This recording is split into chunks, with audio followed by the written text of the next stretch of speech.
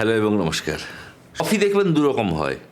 একটা কফি, গুঁড়ো কফি যেটা সাউথে পাওয়া যায়, চায়ের মতো করে প্রসিডিওরে ছেঁকে ওটাকে তৈরি করতে হয়, সেই কফি দেখবেন খুব একটা চলে না। সাউথের লোকেরা খায়, যারা ডেলি চায়ের বদলে কফি খায় সকালে, তারা খায়।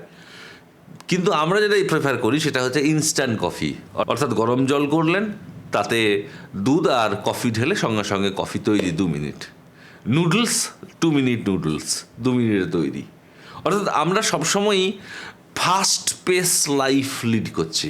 ফাস্ট ফুড আমাদের জীবনের পার্ট। অত রান্নাবান্না করার ঝক্কি ঝামেলা, অত সময় নেই। ফাস্ট ফুডের মতো ফাস্ট পেস, ফাস্ট কার, ফাস্ট গেজেট, আরও ফাস্ট হতে হবে। ফলে আমাদের মাইন্ডসেট এরকম তৈরি হয়ে গেছে যে সব কিছুর কুইক এবং ইনস্ট্যান্ট সলিউশন থাকতে হবে, কিন্তু বাস্তবে সেটা হয় না। ভেবে দেখুন যে ভগবান কৃষ্ণ, তার জন্ম হয়েছিল পৃথিবীর অত্যাচারী শাসক কংসকে বধ করার জন্যে, কিন্তু কংসকে বধ করার জন্যে ভগবান শ্রীকৃষ্ণকেও 11 বছর অপেক্ষা করতে হয়েছিল।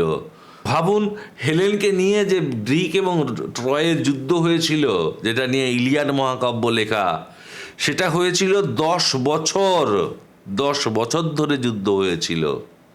এবং যুদ্ধের পরে গ্রিক বীর ওডিসিয়াস, সে তার বাড়ি ফেরার রাস্তা হারিয়ে ফেলেছিল, সঙ্গে সঙ্গে সে পৌঁছতে পারেনি। এবং বাড়ি ফেরার রাস্তা, তার বাড়ি হচ্ছে ইথাকা বলে একটা দ্বীপে, সেই ইথাকা যাওয়ার রাস্তা সে খুঁজে পেয়েছিল এবং বাড়ি পৌঁছতে পেরেছিল 10 বছর পরে।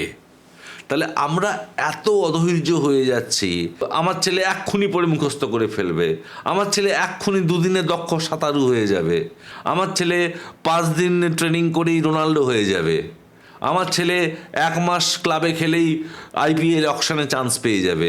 এই যে সঙ্গে সঙ্গে সব কিছু হয়ে যাওয়া, ওষুধ খাওয়ার সঙ্গে সঙ্গে আমাদের জ্বর ব্যথা কমে যাবে, আসলে আমাদের ধৈর্যটা কমে যাচ্ছে।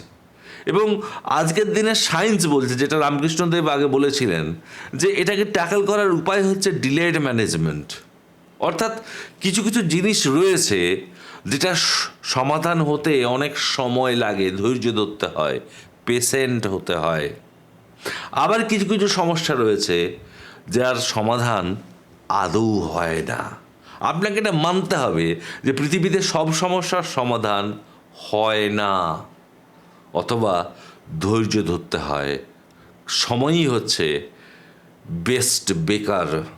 সময়ই বলে দেবে কখন সমস্যার সমাধান হবে বা আদৌ হবে কি না।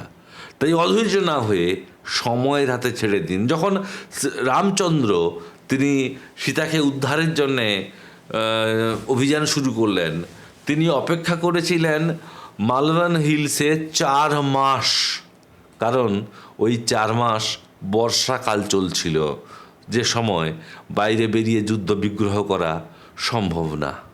তাহলে এই ভগবানরা যদি অপেক্ষা করে, সময়ের উপরে কেউ নেই, সময় হচ্ছে সর্বশক্তিমান। ছোটবেলায় আমরা সিরিয়াল দেখতাম मैं समय हूँ, তো সময়টাই হচ্ছে সব। সময়কে সময় দিন, সময়ই বলবে যে এই সমস্যার সমাধান কতদিনে হবে, আদৌ হবে কি না, নাকি রেয়ার ক্ষেত্রে সঙ্গে সঙ্গে হবে। তো এই যে ধৈর্য ধরে অপেক্ষা করা এবং এটা মানতে শেখা যে সব সমস্যার সমাধান হয় না, কিছু সমস্যা আমাদেরকে মেনে নিতে হয়, কিছু করার নেই, আমাদের হাতে অপশান কিছু নেই। আমার এই জিনিসটা খারাপ লাগছে, এই এখনকার দিনে 12 মাসের 10 মাসই গ্রীষ্মকাল, কি করব? আমি চাইলে আবহাওয়া বদলে যাবে? I have to tolerate. তিষ্ঠ তিষ্ঠ তিষ্ঠ, অপেক্ষা করুন, অপেক্ষা করুন, অপেক্ষা করুন। আমাদেরকে ধৈর্য ধরে সেই কষ্ট যন্ত্রণা সহ্য করতে হবে, কারণ ওয়েদার চেঞ্জ করার ক্ষমতা পৃথিবীর কারুর নেই। তাই এটাকে আধুনিক পরিভাষায় বলা হয় ডিলেড ম্যানেজমেন্ট। তাই আধুনিক ম্যানেজমেন্ট শাস্ত্রে বলা হয় an intelligent problem solver is not one who solves every problem, but one who knows which problem to solve and which two tolerate. পরীক্ষা দিলেন, আপনার ইচ্ছে এক্ষুনি আপনি রেজাল্ট জানবেন। বাস্তবে কি সেটা সম্ভব? আর কিছু কিছু ক্ষেত্রে কোর্ট কেস কাছারি ইউ হ্যাভ টু টলারেট।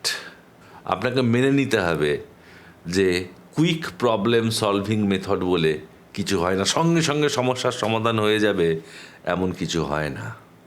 10 বছর 20 বছর অপেক্ষা করতে হবে।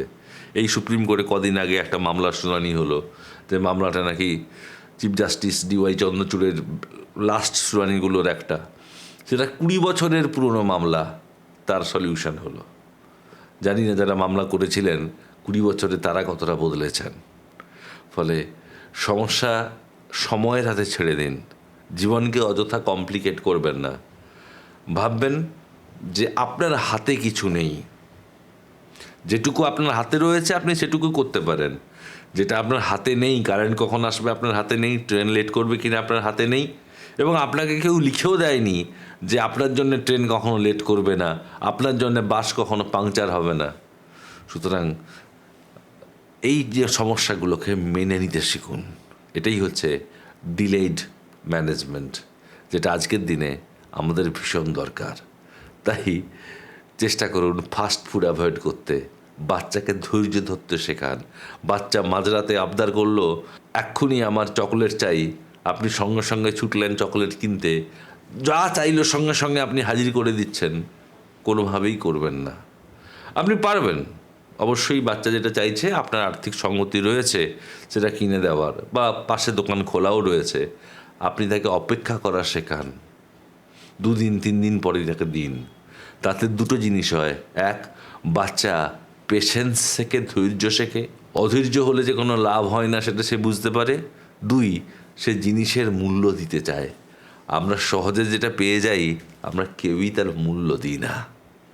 তাই আমাদের জীবনে ডেস্টিনেশন অবশ্যই আছে, সেটা সময় সাপেক্ষ সেই গন্তব্যে পৌঁছতে। But remember, the journey itself is as beautiful as the destination itself. ভালো থাকুন আর এই ডিলেড ম্যানেজমেন্ট প্র্যাকটিস করুন। নমস্কার।